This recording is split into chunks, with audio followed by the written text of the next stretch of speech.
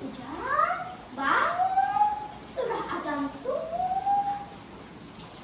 Namun, dari balik selimut yang tebal, yang terdengar hanya suara Ujang yang malas-malasan. 5 menit lagi, Bu. Jadi deh, habis itu bangun. Bukan hanya subuh, saat zuhur atau asyar pun, Ujang punya 1000 alasan untuk menunda-nunda. Kadang karena main bola atau asik main game. Yang tidak Ujang sadari, di sudut kamar yang gelap, ada sosok kecil berwarna hitam legam dengan mata merah dan 2 tanduk di kepala. Dialah setan malas. Makhluk kecil yang selalu membisikkan godaan ke telinga Ujang. Aja, salatnya nanti saja. Masih capek kan? Game lebih penting sekarang.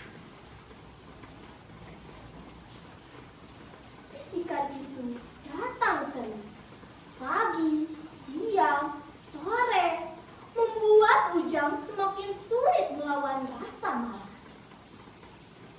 Hingga suatu malam, setelah seharian main game sampai larut, Ujang tertidur dengan HP yang masih tergenggam di tangannya.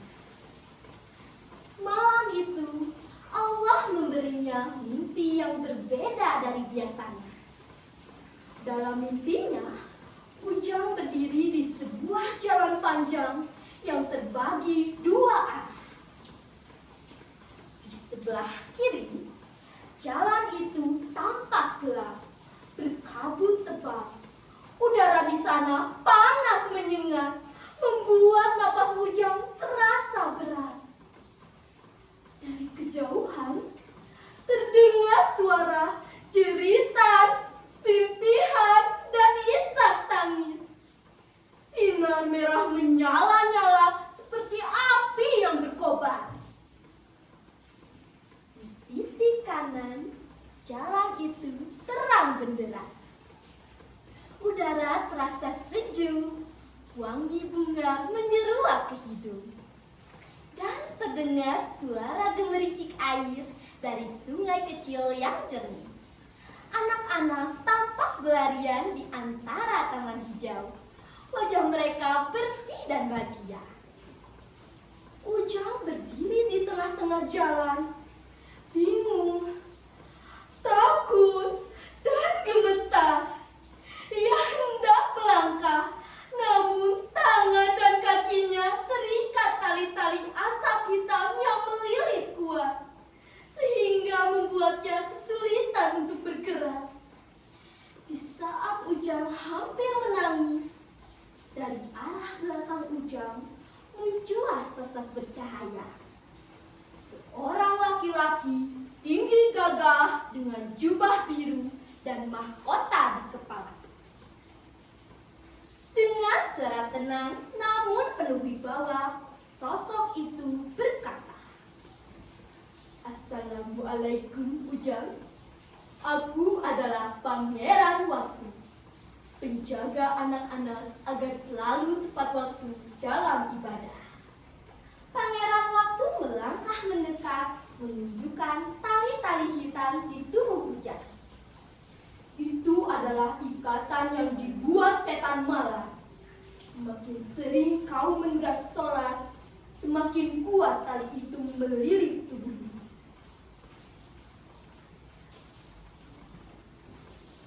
Ujang menunduk, wajahnya memerah karena malu. Lalu, aku harus di mana, Pangeran?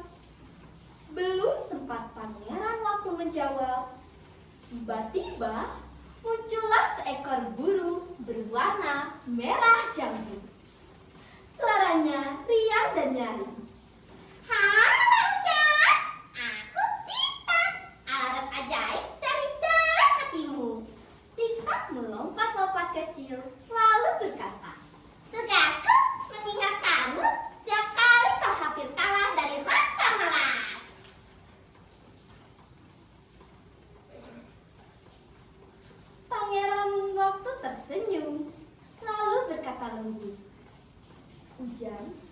Malam ini sebelum tidur, bacalah doa ini.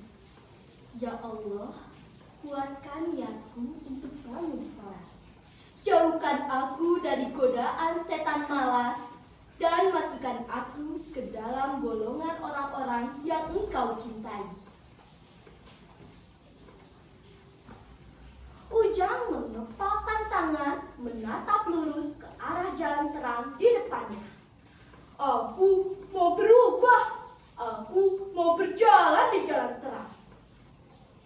Tiba-tiba Ujang terbangun dari tidurnya. Udara terasa sejuk. Embun menempel di kaca jendela dan jam dinding menunjukkan pukul 4:30. Ibunya yang sedang menyiapkan air di dapur sampai terkejut melihat Ujang berjalan menuju kamar mandi dengan handuk di bahu. Masya Allah, anak ibu bangun sendiri. Ini mimpi apa kenyataan ya? Ujang tersenyum lebar lalu berkata, "Hehehe, kali ini nggak pakai dibangunin, Bu." Namun ujian belum selesai. Siang harinya, saat azan zuhur berkumandang dan Ujang sedang asyik main game,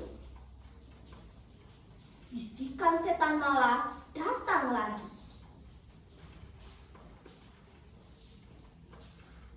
Main dulu saja, salatnya nanti. Tapi kali ini dalam pikirannya suara tik-tak terdengar jelas. Ujang, kamu penting, tapi pahala salatmu lebih penting. Ayo salat dulu, baru lanjut. Dengan senyum penuh tekad, Ujang menutup gamenya, mengambil wudhu, dan berlari kecil menuju masjid. Sejak hari itu, Ujang memang belum sepenuhnya sempurna. Tapi setiap kali rasa malas datang, ia selalu teringat pesan dari Pangeran Waktu dan burung liar tiktak yang selalu menyemangatinya. Setiap malam sebelum tidur, Ujang selalu membaca doa, berharap kelak ia bisa terus berjalan di jalan terang menuju surga yang dijanjikan. Sekian dongeng dari saya. Wassalamualaikum warahmatullahi wabarakatuh.